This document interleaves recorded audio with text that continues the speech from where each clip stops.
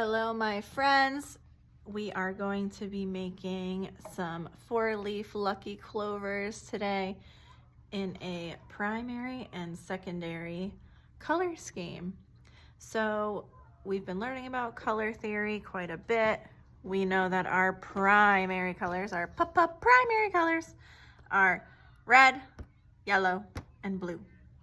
And we know our secondary colors are purple, green, and orange, right? So we know that red and yellow mix together to make orange. We know yellow and blue mix together to make green. And we know red and blue mix together to make purple. So with my first example, I chose my favorite color, which is green, and I drew my 4-leaf lucky clover using 2 different types of green. And the background are the primary colors that I mixed to create green. So we're going to teach our viewers about color theory with our beautiful projects. Let me show you how we're going to do it. I'm going to give you a square piece of paper. What you're going to do is draw a line from the top down and from side to side, just like that. I know you probably can't see it too good because you're going to draw it nice and light. Now, we have to draw a heart shape in each corner, facing away from the center point. So I'm going up the side, drawing a heart just like this, a heart just like that, a heart just like that, and a heart just like that. Perfect. Now we're gonna pick the bottom and draw a stem. I like to make my stem a little bit curved. Now you're going to go from the middle of each heart and connect it down to that center point. Everything is going towards that center point. These are making the 2 sort of sides of those 4 petals. Perfect. So for this example, like I said, I chose green as my secondary color, and the background is the primaries that we mixed to create it. So let's see, what should we do? We could do purple, or we can do orange. Let's do purple.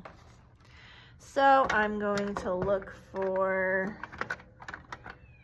if there is 2 different purples, which there are, they look really similar, but I'm looking at these names and there's blue, violet, and violet. So we're gonna use that. So what I'm gonna do is, I like to outline with crayon, color it in. No scribbles, no scribble scrabble. Careful, careful coloring. I'm gonna skip one, go to the next petal, outline. I like to outline first because then I know, don't go past this point, don't go past this line. Skip one to the next. We're creating a pattern. So if you chose orange, you would do if you could find 2 different oranges, there definitely are 2 different types of orange crayons. And you would be doing the same thing. If you choose green, you'd find a light green and a dark green and do the same thing. Put that one down. I'm gonna go to my second type of purple. See, slightly different, still purple, but slightly different. Skip one, outline, color it in.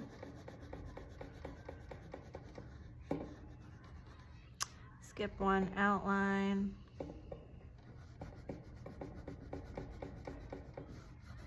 Color it in. Skip one, outline.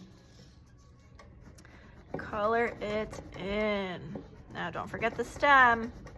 You can choose which color you want to color your stem, or you can do both. It's up to you.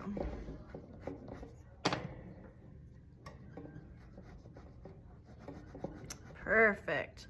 So the purple is done. We created a pattern. 2 different purples, back and forth, back and forth. Now we need a black crayon. We need to outline all these beautiful lines. Starting at the center, loop around, go back down, loop around, go back down, loop around, go back down, loop around, go back down. Loop around, go back down, loop around, go back down, loop around, go back down. You're gonna go nice and slow and careful though. And then I'm gonna outline those 4 lines all the way from edge to edge. Don't forget to outline that stem. Beautiful. Now looking at my color wheel. My shamrock is purple. What 2 colors do we mix to make purple? Red and blue. So now comes the fun part. We're going to paint our background using the primary colors that we mixed to create our secondary. Now, we're going to use these tempera cakes. They work just like watercolor. We gotta wake them up. Now, some friends didn't take great care of this one. Let me show you a trick. You take a paintbrush that's wet and you say, wake up red. And I'm using that water to kind of wash away all that yucky stuff on top. And then I'm gonna wash my brush. All clean. So now that my red is woken up, I'm gonna add a little bit more water. Say, wake up red. Perfect. Now I'm gonna do a pattern in the background as well. And I do the same thing that I do when I color. I outline, because I really wanna stay in the lines, even though it's really hard. I'm gonna try my best. Not easy to stay in the lines with a paintbrush. And I am going to color. All right, that square is done. Now, am I gonna do this one red as well? No, I'm gonna skip it and go to the one diagonal. Same thing, I'm gonna outline that.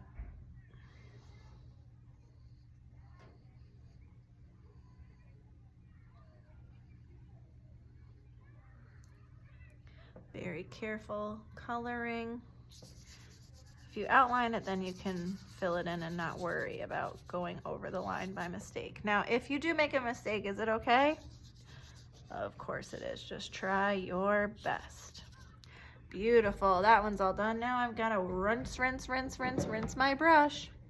And I'm going to wake up that blue paint. Wake up, blue. Remember, we use water to wake it up. I'm going to outline.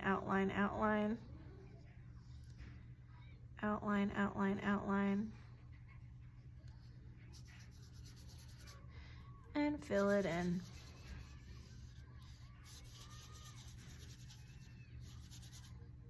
You might need some more water if your paint is looking dry. Perfect. Again, outline.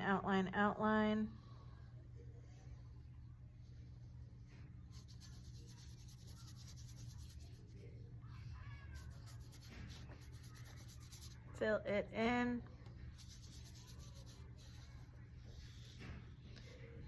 And now we're teaching people that are looking at our artwork about primary and secondary color mixing, because you mix blue and red and you get purple.